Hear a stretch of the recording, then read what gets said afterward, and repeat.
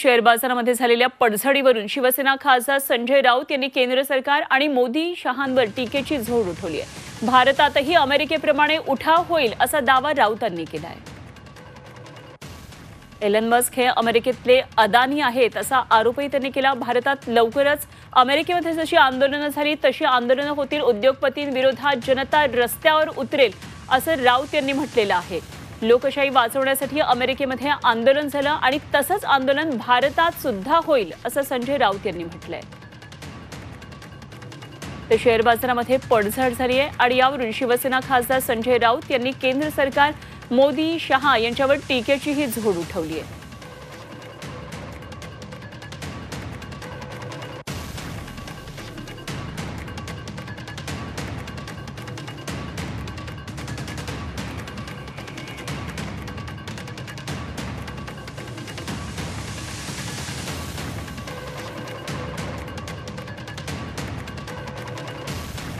तर Elon Musk हे अमेरिकेतले अदानी असल्याचं राऊत यांनी टीका केलेली आहे। शेअर बाजारामध्ये पडझड झाल्यानंतर भारतीय गुंतवणूकदारांच्या पैशांचा चुराडा झालाय, यामध्ये गुंतवणूकदारांचं नुकसान होत आहे आणि याच मुद्द्याला धरून त्यांनी केंद्र सरकारवर तसंच मोदी आणि शहांवर टीका केली।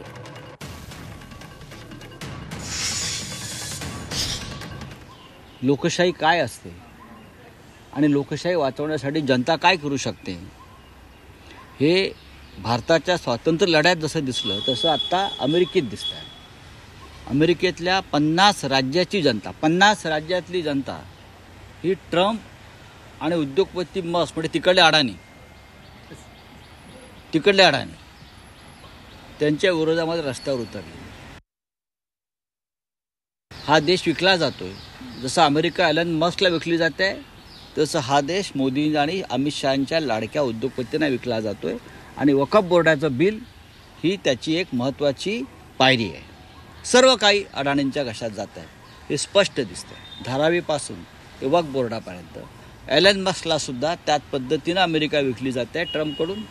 आणि या देशामध्ये सुद्धा, या देशातल्या राज्यात गावागावामध्ये सुद्धा अमेरिकेप्रमाणे लोक रस्त्यावरती उतरून क्रांतीचा झेंडा फडकवल्याशिवाय राहणार नाही। उद्योगपती तुमचा लाडका असल्यामुळेच तो हस्तक्षेप करू शकतो ना एलन मस्क।